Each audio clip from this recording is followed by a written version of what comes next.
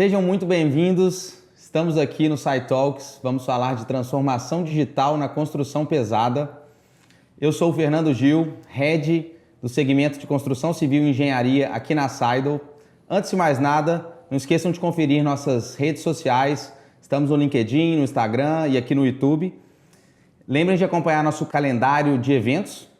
E hoje eu estou aqui com um convidado, Leonardo Neves. Ele que é graduado em Ciência da Computação, tem pós em Gerenciamento de Projetos, mais de 20 anos de experiência na área de tecnologia e hoje lidera na construtora Barbosa Melo toda a área de TI e tecnologia. Léo, seja muito bem-vindo. É um prazer, uma honra ter você aqui com a gente. Obrigado, Gil. É uma honra, né, estar presente aqui para a gente falar um pouco da transformação digital nesse segmento, né, de engenharia e de construção. Exato. Inclusive, a construção civil é um dos setores com menores índices de maturidade na digitalização, né? De acordo com a CEBIC, apenas 13% das empresas elas têm meios digitais para atuar em todos os seus processos. A CEBIC, que é a Câmara Brasileira da Indústria da Construção. E a CBM se destaca nesse setor de inovação e tecnologia, né? Por isso que eu te convidei. Eu acho super rico e valiosa essa conversa. E a Seidel, já parceira da CBM há alguns anos, atua em algumas frentes, como mobilização de obras, portal da medicina, documentação de colaboradores. Então, acho que é legal a gente talvez começar falando um pouquinho da história da CBM, da trajetória da organização. A construtora Barbosa Melo, ela tem mais de 65 anos de experiência, é uma das maiores empresas do segmento de construção pesada no Brasil. Ela é especializada em projetos civis, industriais e de infraestrutura e atua em setores rodoviário, ferroviário, aeroportuário, de mineração, indústria e de energia. E aí, Léo, falamos agora um pouquinho da história. Eu queria começar do início, né? Desde que você entrou, pode até voltar um pouco antes da história da Barbosa. Quais foram os maiores desafios, né? Vou chamar de CBM, né? Consultora Barbosa Melo, ao longo dessa história, principalmente no que diz respeito à transformação digital e inovação. Bem, eu acho que nessa dimensão aí da transformação digital, eu diria que o principal desafio foi a mudança cultural, né? Para se pensar a inovação, sobretudo a transformação digital e a mudança orientada a valor dentro da organização, né? O desafio é grande porque é um segmento que ele é conservador, né? E tradicionalmente ele tem um nível menor de digitalização, né? Comparado, obviamente, com outros segmentos que já estão muito mais evoluídos, né? Como, por exemplo, os segmentos de serviço financeiro, o próprio varejo, né? Segmentos de tecnologia, onde a tecnologia é fim, né? Sim. Então, o nosso desafio aqui é provar que esse segmento, né, ele também é capaz de inovar, de fazer a transformação digital com a mesma consistência que esses demais segmentos, né? Sim, perfeito. Teve até duas grandes consultorias que fizeram estudos recentemente. Se não me engano, foi a Deloitte e a McKinsey. E elas colocaram a construção civil uma como último e outra como penúltimo em termos de inovação e transformação digital. E no que foi penúltimo, ela só ganhava da pesca, do setor da pesca. Então, valida muito o que você está falando, né? É um setor que essa mudança cultural é um grande desafio. Você acha que, ainda nesse ponto, você acha que existe uma resistência à mudança maior no setor da construção civil do que nos outros setores? Você vê isso?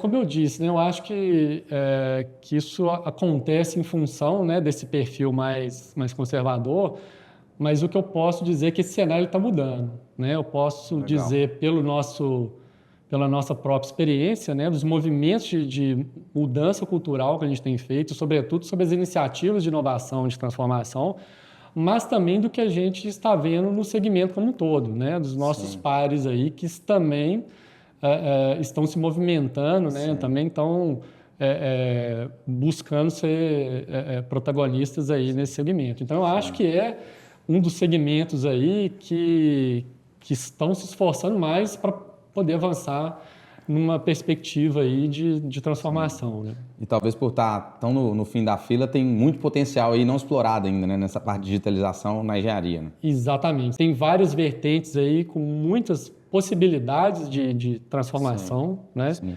de evolução. Então, nesse sentido, acaba sendo um desafio muito interessante, né? Sim. Porque, de fato, são muitas oportunidades. Sim, tem até alguns casos de clientes e leads que a gente conversou aqui recentemente, que eles trouxeram para a gente que o desafio principal ele não é ferramental, não é incompetência ou falta de capacidade da ferramenta, do sistema, do software, é muito mais cultural. Então isso é uma dor comum no mercado de ouvir demais de uma empresa falando que o desafio maior é cultural, é mudar a cabeça, a mentalidade das pessoas, dos colaboradores, e não ferramental, né? Não é que a ferramenta não entrega, né? Perfeito. Boa. É exatamente isso aí, né, como eu disse anteriormente, o grande desafio que encontramos aí para iniciar essa jornada, né? Sair da inércia e conseguir alçar um voo de cruzeiro aí, estabelecer de fato uma cultura, né, orientada à mudança, focada em geração de valor, né, em transformar de fato o negócio. Sim. E aí no caso da CBM, da Barbosa Mello em específico, né, quais as maiores dores, na sua visão, que motivaram esse projeto inicial, né, de implementação da Saido, de toda a transformação digital também, pode ficar à vontade para extrapolar. Eu acho que, primeiramente, é importante a gente separar aqui algumas fronteiras aqui para a gente falar um pouco sobre isso. Primeiramente, né, a gente tem, obviamente, todo um core business dentro da organização e obviamente, a gente tem várias frentes de digitalização, de inovação, né? Como, por exemplo, a própria construção digital, né, através do BIM, Sim. que é justamente digitalizar toda essa cadeia informacional de uma obra, né? Sim. Outro exemplo, né, a própria mudança dos métodos tradicionais de topografia para métodos usando aerofotogrametria, né, a utilização de equipamentos não tripulados, a utilização de equipamentos semi-autônomos. Então, são várias iniciativas nessa vertente, mas eu queria recortar especificamente outra dimensão, que é o back-office. Boa. Né, que é aonde a gente focou para buscar essas melhorias com a utilização, né, da plataforma do SideOne. Então, o back-office ele é basicamente, né, processos de retaguarda ou então de processos que apoiam, né, o core business. E ali a gente viu um mar de oportunidades, porque o nível de digitalização era muito baixo, né, muito processo manual, muito processo repetitivo, e até mesmo processos redundantes, né? Então, ali a gente viu uma oportunidade de trazer um ganho de eficiência, de otimizar, né, os nossos processos muito grande. Então, o foco, né, que a gente definiu como recorte, né, para a implantação do SideOne foi dentro desse contexto. Sim. Né? E dito isso, a gente tinha alguns desafios, né, para romper aí, para conseguir decolar esse projeto, né? O primeiro deles é a questão de pessoas, né? E tem um pouco a ver com essa questão da cultura que a gente falou, né? Como que a gente vai criar um ambiente que seja favorável para se falar de mudança, para se provocar a mudança, e que ele seja seguro o suficiente para as pessoas poderem arriscar, sugerir, errar e aprender com erro, né? Então, esse era um dos desafios, né? E em 2019 foi lançado um programa na CBM chamado Inova CBM, que foi muito importante nesse sentido, porque ele começou a estruturar, né, um movimento, né, de mudança de cultura em toda a organização, mas sobretudo com as lideranças, de começar a fomentar esse espírito, né, de enxergar o negócio como uma oportunidade de buscar eficiência, de otimizar, né, de pensar na excelência operacional, de melhoria de processos, de tornar as nossas mudanças gerando mais valor, enfim. Então, foi um programa importante, estruturante. Ele não acontece do dia para a noite, né? Ele vem permeando aí a nossa história recente e que ele é muito importante para justamente trabalhar essa dimensão de pessoas aí que muitas vezes ela é desconsiderada dentro da jornada de transformação digital, né? Outra dimensão também que era um desafio é a questão de processos, né? Como fazer as pessoas olharem os processos com distanciamento a ponto de encontrar formas até mesmo de desconstruir o que existe, né? De, às vezes, mudar o que está estabelecido, né? O status quo das nossas regras, dos nossos processos, né? De ter a coragem de arriscar a mudança, de ter o descolamento daquele processo, porque às vezes as pessoas se viram quase uma simbiose com o processo, né? Ela tem medo de mudar a forma de trabalhar e vira, inclusive, pontos de resistência. Então, esse era outra dimensão que também tinha que ser trabalhada. Sim. E, por último, uma outra dimensão que é a tecnológica, né? Quando essa jornada toda iniciou, a gente tinha uma arquitetura muito centrada no RP, muito monolítica, né? E isso trazia uma dificuldade de adaptabilidade, de flexibilidade, né, muito grande. Então, o negócio, cada dia que passa, ele precisa de muita velocidade para ele se adaptar. Lógico. Né? As coisas mudam, né? O mundo ele exige cada vez mais uma resposta rápida, uma adaptação rápida às necessidades. E essa arquitetura ela não permitia isso, né? Então, o BPMS, né, na figura aí do SideOne, foi justamente essa oportunidade que a gente entendeu de trazer uma camada de flexibilidade para essa arquitetura, né? Mais flexível, com muita possibilidade de integração, com um desenvolvimento rápido, com um volume de código-fonte muito baixo, né? E a gente conseguiu, então, estabelecer aí uma possibilidade de velocidade, de adaptabilidade mais intensa aí no nosso processo, né? Eu costumo fazer uma analogia, né?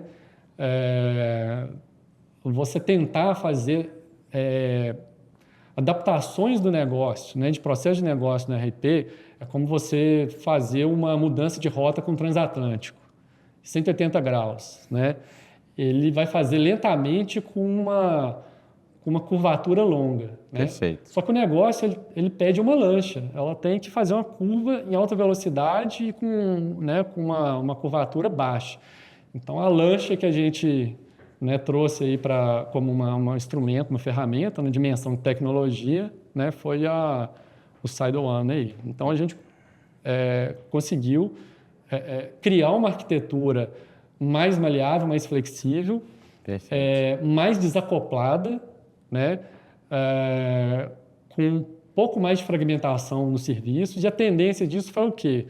O RP sendo desidratado, para ele fazer o que ele realmente é bom de fazer, que são processos transacionais. Sim. Né? E aí os processos de negócio, que geralmente são mais específicos do negócio, às vezes até do nosso segmento, né? E outros processos do negócio como um todo, ele passou a ter uma oportunidade de ser trabalhado com mais agilidade. Né? Sim. Assim que a gente repensou essa arquitetura. Perfeito. Você tocou num ponto aí da flexibilidade, né? Hoje no mercado, a maioria dos ERPs, eles são mais engessados por natureza, da natureza, né, do ERP. E para customizar, normalmente é algo muito oneroso, normalmente longo, igual você deu o exemplo aí, né, do Cruzeiro, do Titanic, para fazer uma curva aí mais agressiva. E uma das vantagens da Sido, né, está no DNA dela, é ter essa flexibilidade, essa versatilidade de você conseguir mudar uma regra de negócio, mexer num processo, tirar ou adicionar uma alçada de aprovação com muita agilidade. Né? Hoje você tem um time lá na CBM que trabalha ativamente no SideOne. E além disso, a Sido normalmente, nossos clientes, ela consegue ser uma plataforma coringa, camaleão, porque ela não atua apenas numa área, né? Então ela consegue, igual você mencionou, do back-office. Então pode funcionar para uma área de RH, uma área de suprimentos e uma área de contratos, por exemplo. E aí eu queria te perguntar, em quais frentes hoje a Sido atua dentro da CBM? Bom, na construção pesada nós temos 3 eixos de custos principais, que são pessoas, né, mão de obra, materiais e serviços, né, e toda essa esse ciclo de vida que a gente chama de Hack to Pay, né, ou Requisition to Pay. Sim. Vai desde o momento em que você requisita no mercado um material, um serviço, passando ali pela seleção, aquisição, eventualmente contratualização, medição, pagamento, né? Então ele pega esse arco todo aí. E também o terceiro eixo, que são equipamentos, né? Nós optamos por trabalhar os dois primeiros, né? O Pessoas e o Hack to Pay, pelas oportunidades que a gente encontrou de automação desse processo. Sim. Né? Ali tinha na mesa uma oportunidade muito grande de obter ganhos ali bem expressivos com esses dois processos. Então, nós estruturamos squads internas para poder desdobrar essas automações. Sim. Cada eixo desses dois eixos, nós construímos uma squad e começamos a atuar nos macroprocessos que eram mais relevantes. Né? Na dimensão de pessoas, por exemplo, existe um processo que ele é muito crítico, né, na construção, que é a mobilização de obras. Né? É onde você dá um start na operação, né? Monta um canteiro, mobiliza pessoas, mobiliza equipamentos, mobiliza toda a parte de materiais, insumos, enfim, para iniciar, né, a operação. Isso aí, normalmente, depois que você assina um contrato e ganha um projeto, você tem que fazer a mobilização de todos esses departamentos aí para iniciar essa obra. E na construção pesada, normalmente essa obra é numa área remota, isolada, né, de maneira geral, certo? Muitas das obras que nós executamos, né, por ser uma empresa que atua muito com segmento de mineração, industrial, né, muitas vezes são em ambientes remotos, né, em locais que têm pouco ou nenhuma infraestrutura. Então, nós somos, às vezes, dependendo do projeto, os primeiros a levar alguma infraestrutura. Então, é um desafio muito grande. Né? E na perspectiva de pessoas, né, tem obras, por exemplo, que você tem que fazer o ciclo de admissão e liberação dessas pessoas para a obra de até 600, 700 pessoas em menos de 2 meses. Né?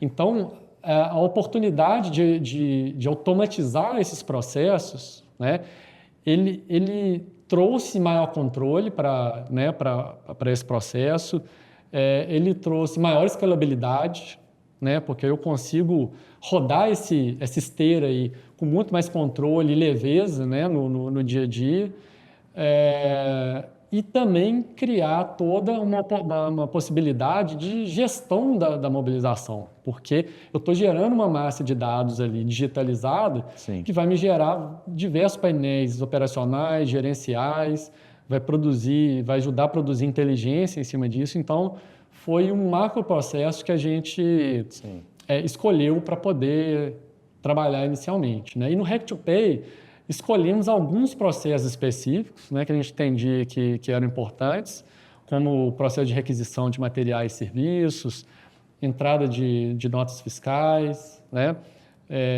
entre outros processos que a gente entendeu que eram importantes ali. Perfeito. No caso da mobilização de obra, vamos dizer que você tem um atraso, né, a empresa, né, não conseguiu mobilizar o tão rápido quanto ela gostaria.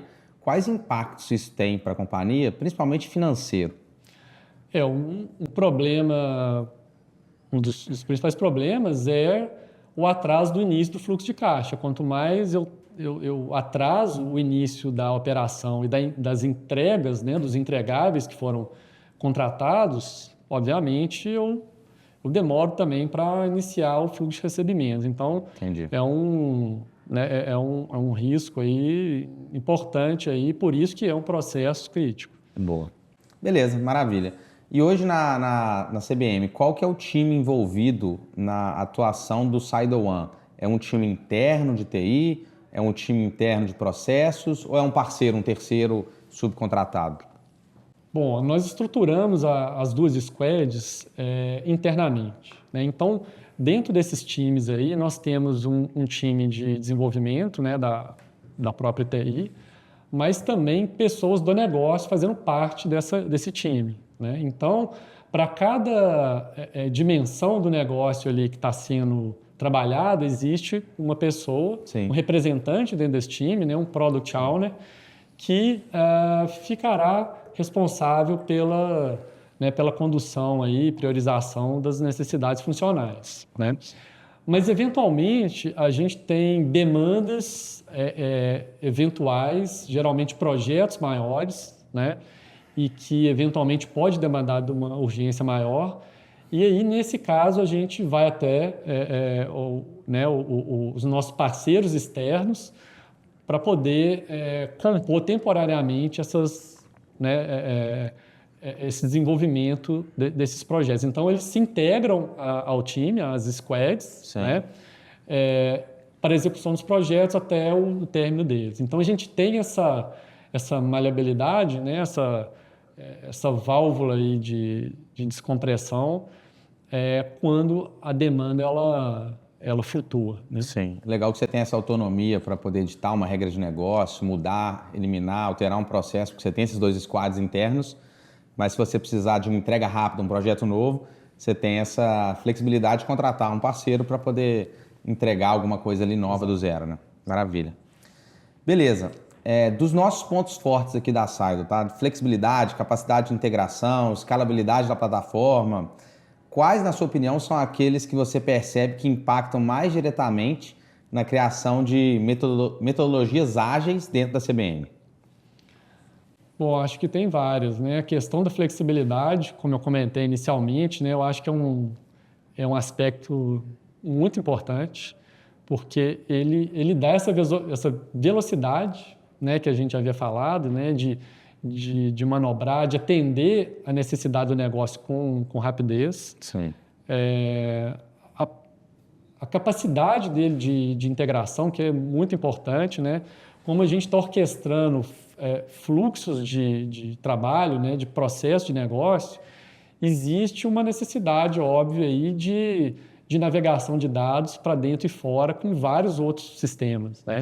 Então, esse é um requisito importante aí também. Tá. Eu diria também que a questão da rastreabilidade, né, que é um outro ponto importante, porque a gente passa a ter, de fato, um controle muito forte sobre os processos, as instâncias desses processos, o histórico desses processos, né? E de fazer análise em cima de dados desse processo. Então, o processo, ele passa a, de fato, ser gerenciado. Legal, Léo. E nessa parte de flexibilidade, eu fico pensando, vocês fazem grandes projetos, né, construção civil pesada, então eu imagino que a mobilização e desmobilização de projetos, ela pode também ter uma certa diferença e tem as suas particularidades para diferentes tipos de projetos, tá? Então, por exemplo, uma usina hidrelétrica, uma rodovia, ou uma ferrovia, ou mesmo projetos de mineração que você falou. Para esses tipos de projeto, essa mobilização ou desmobilização, por exemplo, ela varia também? Ou não? Existe um padrão que você consegue manter para diferentes tipos de grandes projetos de construção civil pesada? Olha, obviamente, existem peculiaridades em cada tipo de obra, né? O tipo de pessoal, né, que está alocado numa obra, o tipo de equipamento, né, estrutura de canteiro, de planejamento, existem, obviamente, diferenças. Mas, especificamente para esse processo de mobilização de pessoal que a gente implementou, ele tem um fit muito grande, assim, ele é muito aderente, sabe, aos diversos tipos de obra, né? De obra, né? Entendi. Ah, legal, boa. E, Léo, quais foram os principais resultados observados em relação à implementação da Saido na empresa e no seu cotidiano? Bom, eu acho que tem alguns indicadores aí que a gente consegue determinar um ganho positivo, né, com a automação dos processos. Por exemplo, a gente teve uma redução de cerca de 52% do volume de mão de obra humana empregada nesses processos, né? Reduzimos em aproximadamente 48% o lead time dos processos e redução de cerca de 12% em relação à quantidade de pessoas que são envolvidas nesse processo, né? Lembrando que aí é uma média de todos os processos que tem um nível mínimo de automação, então tem processos que estão no estágio inicial e que ainda não capturaram totalmente o valor, mas temos também processos aí que foram 100% automatizados, né? E eu diria também que a questão da escalabilidade foi um resultado positivo também, né?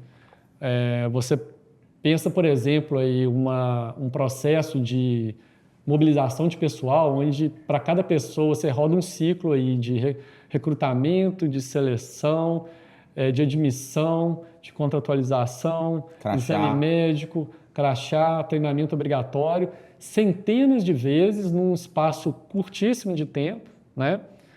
Para uma obra. Agora você imagina várias obras mobilizando obra eventualmente ao mesmo tempo. Então a gente conseguiu trazer uma capacidade de escalabilidade para esse processo aí. Sim. E um controle muito grande, porque a gente passou também a ter uma visão, né, gerencial de toda a etapa de mobilização de pessoal, né, em cada estágio que está, percentual que foi já contratado de acordo com o histograma. Então, ele trouxe, de fato, aí, resultados aí, tangíveis, né, e também qualitativos, né, quali e quanti. Quali e quanti. Você falou de redução de lead time em 48%. Para explicar o conceito, para quem não conhece, o que significa o lead time? A gente entende como o tempo necessário para se completar um processo, como um todo, né? Obviamente, a gente tem etapas, né? Você tem estágios ali de todo o processo, que a gente também consegue aferir o tempo deles, né? Isso até é uma coisa interessante, porque ao se aferir o lead time, né, parcial ali de um processo, a gente consegue identificar gargalos e, eventualmente, oportunidades de melhoria. Então, isso entra para um ciclo de melhoria contínua, né? Mas, basicamente, é um tempo que a gente consegue rodar um processo de ponta a outra, né? Lembrando que alguns processos, obviamente, ainda dependem de pessoas em algumas etapas, então você tem uma combinação em alguns momentos aí, né, de analógico com digital. Lógico. Não, perfeito. E a Saido hoje, ela consegue te apoiar nessa parte de identificar gargalos? Acho que é muito no que você falou de rastreabilidade, auditoria. Você consegue ir lá na gestão à vista e ver de qual etapa para qual etapa o processo está demorando mais. E aí você consegue drill down, investigar por quê e tentar aumentar ainda mais a eficiência, né, desses processos, da operação da empresa? Não, sem dúvida. É um benefício que a gente entende que a plataforma trouxe, né? Hoje a gente consegue olhar para o processo e medir ele, né? Mensurar ele numericamente, né? E saber onde que precisa de apertar o parafuso, né? Em que estágio que está. Então, ele traz uma visibilidade, né? Uma capacidade aí de gerir o processo muito melhor. Maravilha.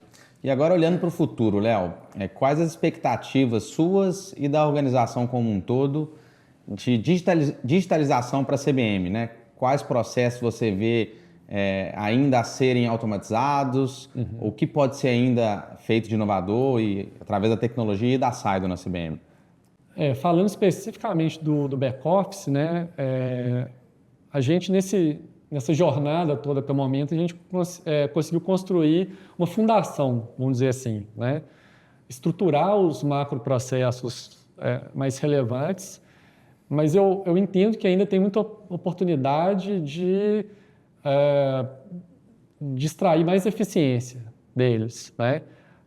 Melhorar nas partes que ainda, né, a gente possa reduzir eventualmente o esforço humano, né? Sempre pensando ali numa situação de full automation, né? Sim.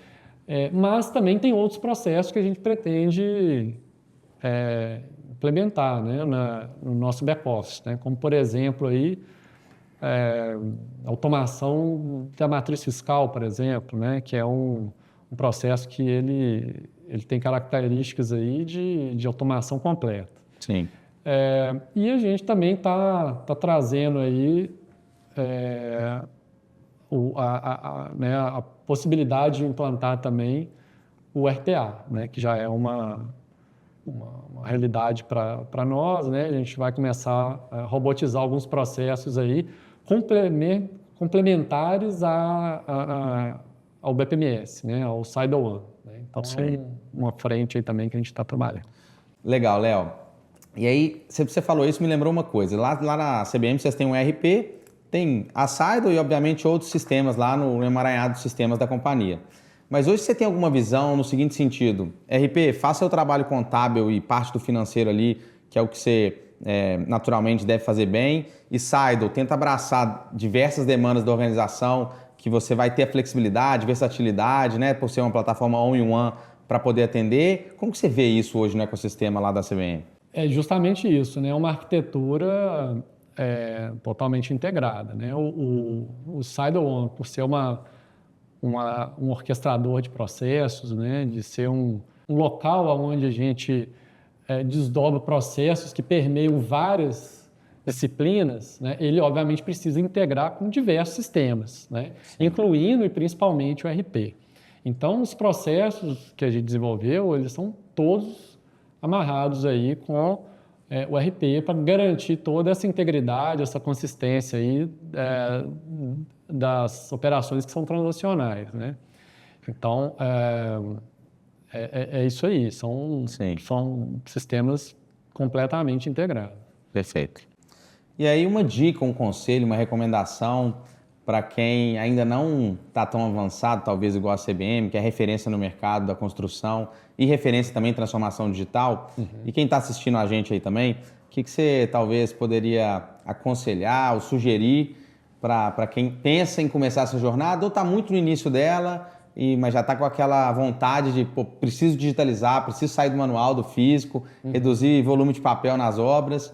O que você acha que é bons primeiros passos? Assim, eu acho que existe uma tendência natural a se priorizar primeiro ferramenta, porque ela é a parte mais concreta, mais tangível, né?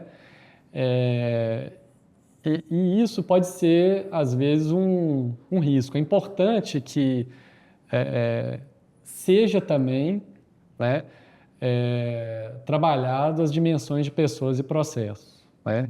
E para isso é importante que se desenvolva uma cultura, né, voltada à mudança, adaptabilidade, né, inovação, que se crie um ambiente que seja favorável para isso. Quando as pessoas elas abracem esse tema aí, né, com segurança, que possam sugerir mudança no processo, que podem ter coragem, às vezes, de desconstruir um processo, desconstruir o status quo, de poder errar e aprender com o erro, né? E também de ter essa cultura nas pessoas do distanciamento do processo, no sentido de conseguir enxergar ele sem apego, né? Sim. O que é bom hoje não é o bom de amanhã, né? Com certeza. Então, assim, ter esse descolamento para poder desconstruir também, né? Eu acho que é importante também, a partir do momento que se começar a desdobrar essa jornada de transformação digital, ter uma esteira interativa e incremental para sempre estar entregando aos pouquinhos, mas de forma consistente, né? Porque aí você vai tendo a oportunidade do negócio usufruir, capturar o valor, né, o mais cedo possível. E isso tudo aí criado, né, esse ambiente todo, escolher a melhor ferramenta e, né, desdobrar essas melhorias, automações e mudanças aí nos processos de negócio. Perfeito. Isso aí é um grande perigo. Muitas vezes as pessoas acham que elas vão contratar uma tecnologia, um software e o problema vai ser resolvido, né? É igual você matricular na academia e achar que vai ficar forte, mas você não frequenta a academia, né? Então, essa mudança cultural aí de mentalidade é muito importante. Eu fui numa palestra recentemente, uma pessoa sênior de TI, de inovação, na verdade, estava falando que inovação não é igual a tecnologia. Inovação é igual a resultado. A tecnologia é um meio que você vai utilizar para fazer a transformação digital e alcançar melhores resultados para a companhia, né? Então, é muito isso aí que você acabou de falar. Exatamente. E corre-se o risco, inclusive, de queimar a ferramenta porque eventualmente você não vai conseguir atingir a captura de valor que você pretende, né?